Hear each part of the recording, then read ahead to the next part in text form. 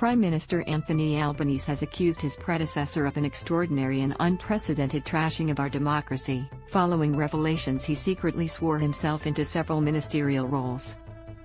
Between March 2020 and May 2021, Morrison was appointed to 5 additional portfolios in secret, Albanese revealed today.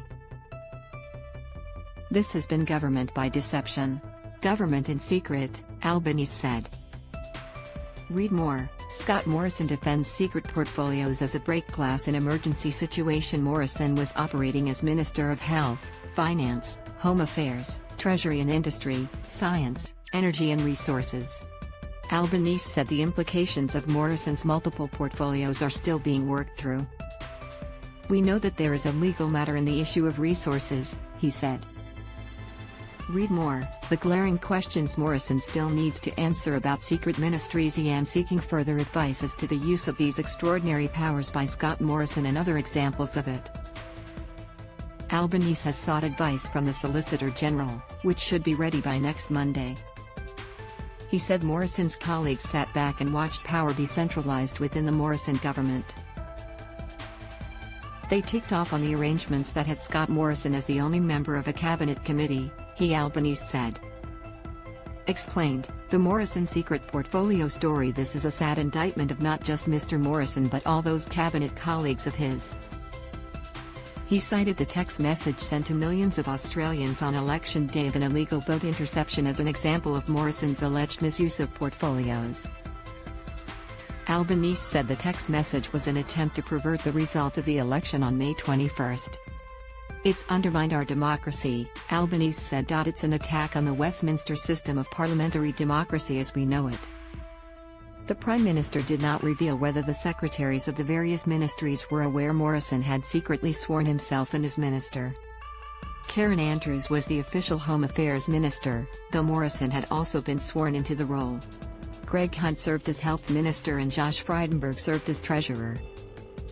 Matthias Cormann served as Minister for Finance for 8 months, with Morrison also sworn into the role. After he left Parliament, Simon Birmingham took over the role. Meanwhile, Keith Pitt was ostensibly the Minister for Industry, Science, Energy, and Resources. We will produce more information over a period of time, Albanese said. This won't be the last time I speak about it. He did not reveal whether Morrison had exercised his powers as minister for the various portfolios.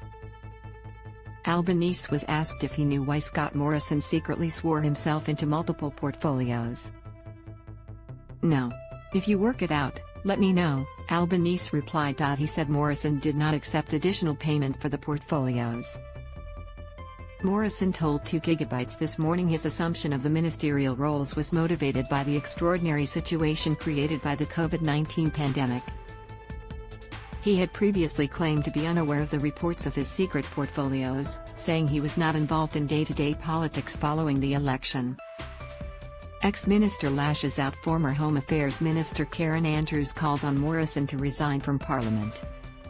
After the revelation Morrison had sworn himself into the portfolio on May 6, 2021, she called on him to quit. Andrews was unaware Morrison had also taken on the portfolio without her knowledge. It is absolutely time for him to resign from Parliament. This is unacceptable, she told the Sydney Morning Herald. I did not know. When it was all unfolding over the last 24 hours, I wondered if Home Affairs would come up for no reason other than he had launched himself into a range of portfolios. I had nothing from him, nothing from PMO, no knowledge. Andrews remains the shadow minister for Home Affairs in the opposition. Current Liberal leader Peter Dutton, by contrast, claimed Morrison had provided context to explain his decisions. He called for cool heads to prevail and said the current process needed to unfold before any judgment could be made. The Prime Minister has come out of his holiday swinging, and he'll get his teeth into this, clearly, he said. Dutton said there were bigger issues to focus on. At the time, Albanese is concentrating on this, Hess not explaining to the Australian public how it is that they are going to pay their bills, he said.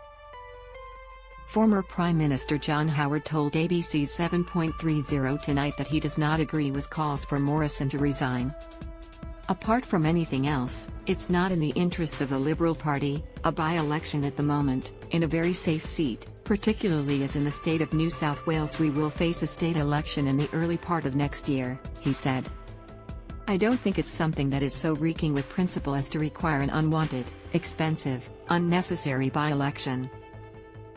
Howard said the matter was something for Morrison to explain and contextualize. There are reasons why he did it. And part of the Conservative tradition is to always understand the context, Howard told the ABC.